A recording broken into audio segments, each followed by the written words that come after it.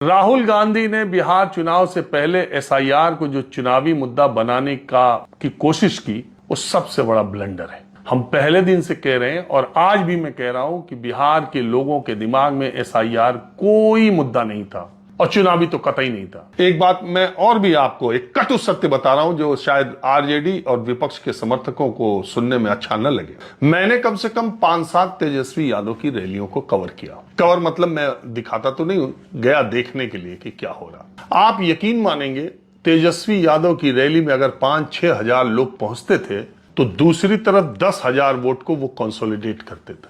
वो आप पूछेंगे कैसे? वो मोटरसाइकिल से, वो गाड़ियों से इस कदर आक्रामक तरीके से रैलियों पर जाना, इस तरह से मुरेठा बांध करके और गाड़ियों के ऊपर खड़े होकर बहुत ही आक्रामक तरीके से जाना, एक जो सड़कों पर, एक जो गांव में ऐसे जाते हुए लोगों को सामान्य लोग देख रहे थे, वो मन ही मन और हम लोगों से बातचीत में कहते थे कि भैया अभी चुनाव है, अभी सत्ता में नहीं आए हैं तब यह हाल है, अगर आ गए तो ये क्या हाल होगा। ये उदंडता पूर्ण व्यवहार जो आरजेडी समर्थकों का सड़क पर चौराहों पर रहता है, उसमें कोई तब्दीली पिछले 20 वर्षों में नहीं है। कि क्या एनडीए ने 243 में 200 का आंकड़ा पहली बार पार किया है? क्या बीजेपी का स्ट्राइक रेट पहली बार 90% के आसपास है? नहीं।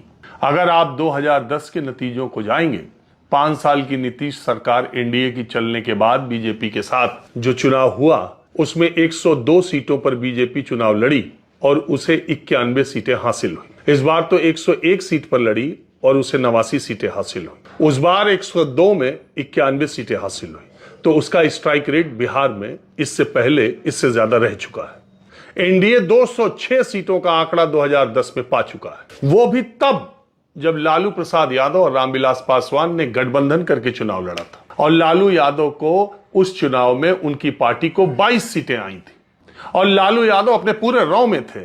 1989 से लेकर 2005 तक उनकी बिहार में सरकार थी। 2004 से लेकर 2009 तक वो रेल मिनिस्टर थे और 2010 के इलेक्शन में ये बुरा हाल आरजेडी का हुआ था।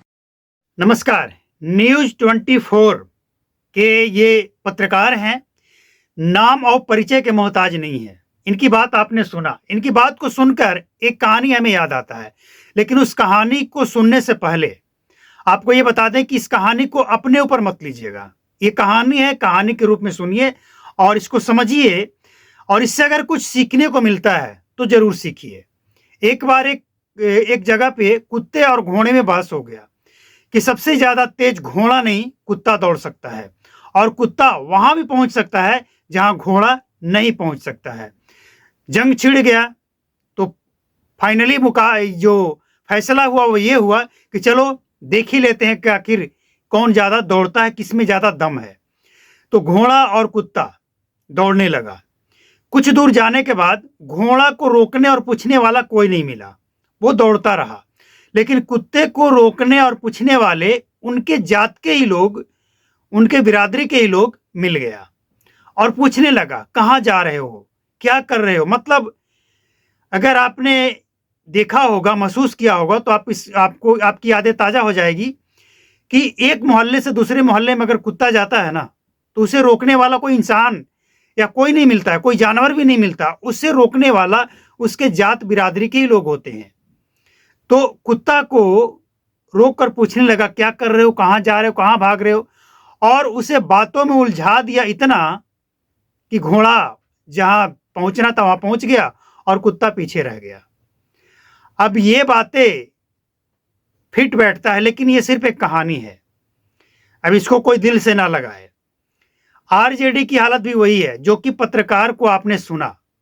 मतलब एक जगह रैली हो रहा है तेजस्वी यादव की या महागठबंधन की किसी भी दल की, और वहां पे क्या हो रहा है, रैली हो रहा है, लेकिन रैली में जाने वाले लोग रास्ते में जो हरकत करते हैं, वो हरकत देखकर लोग जंगल राज को याद कर लेते हैं कि जंगल राज अभी ये सत्ता में नहीं है तो ये हाल है, सत्ता में आएंगे तो जंगल राज शायद ऐसा ही होता होगा। तो ये कहानी सिखाता है कि आरजेडी अपना, उनका जो स्टाइल है ना, उसको चेंज करने की जरूरत है। चाहे वो जातिवाद गाना हो, या फिर जातिवाद सोच हो या फिर मुरेठा बांधना और दूसरे बिरादरी को गाली देना, भूरा बाल साफ करना जैसे नारा देना। इस चुनाव में भी नारा दिया गया था ना, अच्छे नेताओं के द्वारा दिया गया था। परिणाम क्या आया? तो जो लोग ये समझते हैं कि हम इसी स्टाइल में रहेंगे और बिहार को जीतेंगे, तो ये लोग जितना इस तरह की हरकत करेंगे, आरजेडी को नुकसान होगा। आरजेडी पार्टी बुरी नहीं है, आरजेडी अपनी जगह पे सही है, लेकिन आरजेडी के समर्थन करने वाले लोग और कुछ नेता इस पार्टी के छवि को, जो दूसरे पार्टी के लोग इस पार्टी का छवि बनाते हैं, उस छवि को ये लोग सच साबित करने में कोई कोर कसर नहीं छोड़ता है।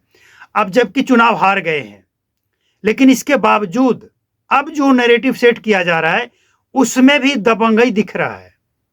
सड़क पे उतरेंगे, नेपाल बनाएंगे, वगैरह वगैरह। तो भाई इतना ही अगर दम है तो नेपाल बनाकर भी देख लो, पता चल जाएगा कि कौन नेता साथ आता है और कौन नहीं आता है। लेकिन एक बात आपको मानना पड़ेगा, इन सब चीज के अंदर किसी बड़े नेता, समझदार नेता को आपने नहीं सुना होगा इस तरह की बातें करते या इस तरह की बातों का समर्थन करते हुए। और जब तक इस तरह के लोग, इस तरह की बातें करने वाले लोग, इस तरह के बातों के समर्थन करने वाले नेता आरजेडी में, महागठबंधन में रहेंगे, इनकी हालत ऐसे ही होती रहेगी।